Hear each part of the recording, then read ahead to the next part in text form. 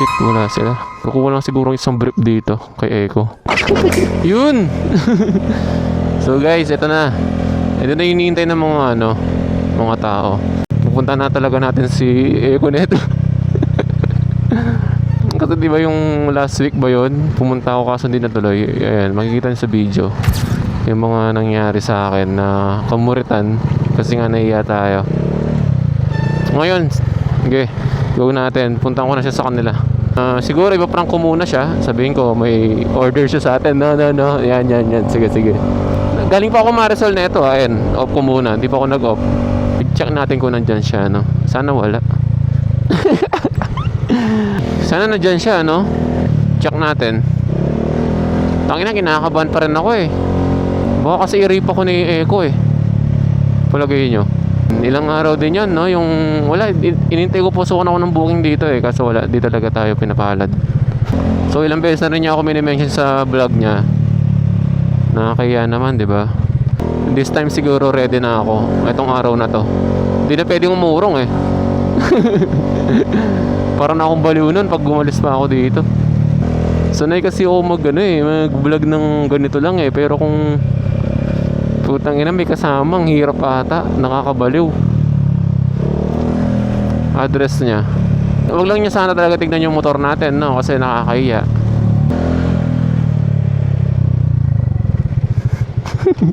Okay, palag na to. Ay, tignan natin baka walang motor niya. Ay, gago, wala nga. Walang tao. Walang tao. Check natin.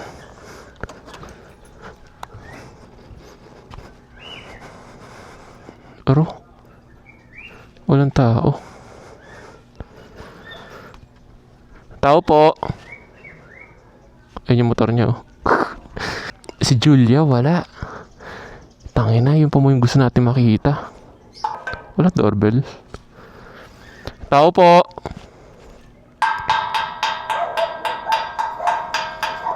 Ay, feeling ko nandito. Nandito yung helmet eh. Putang ina mo, kinakabahan tayo. Tao po. Walang tao ata. Walang tao. Wala yung motor niya isa eh, oh. Swerte, no? Pa-baby pa kasi tayo nung una eh. Tao po. Shit, wala sila. Wala yung idol natin eh. Helmet niya, oh. Wala, di natin abot. Kung abot natin yan, kukunin ko eh. Tao po. Ayan, kung makikita nyo. Ayun yung motor niya pinanggagrab.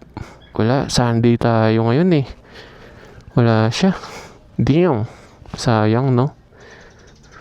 Balikan na lang siguro. Kuha lang siguro isang brief dito kay Echo. Echo, okay lang. Kuha ko isang brief mo, no? This sticker nyo. Pati e-bike meron. Ay, Grab po. Kay Robin po.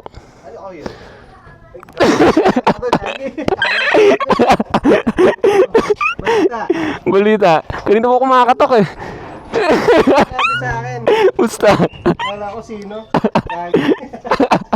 Balita. Kaya lang.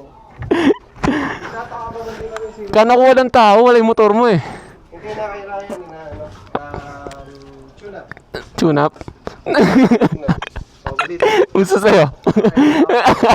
Nakahanap kita kahapon. Di ako nagbiyahe kahapon eh. Linis akong motor eh. Wala yung motor ko. Ano pala to? Na? Anong Brembo to? Copy. Copy lang. Wala lang piyesa to. Huwag mo na tignan. Malay mo. Baka naman RCB sabihin mo. Musta? Wala, okay. Hindi ka rin nagbiyahe? Hindi. May ano kami ngayon eh. May tambike tsaka ng Voice of Believe It. No. Natid ka dito? Hindi, galing pa ako Marisol. Pinuntahan talaga kita. Hindi mo ako sinabi. Hindi, surprise nga natin eh, no? Nag-aabang na, uy, Oo. Dumisa pumunta na ako dito. Kaso nanghihina ako eh. Nanghihina? Oo. Kinakabahan ako makita. Pambiyahe lang talaga yan eh. Sa daan eh.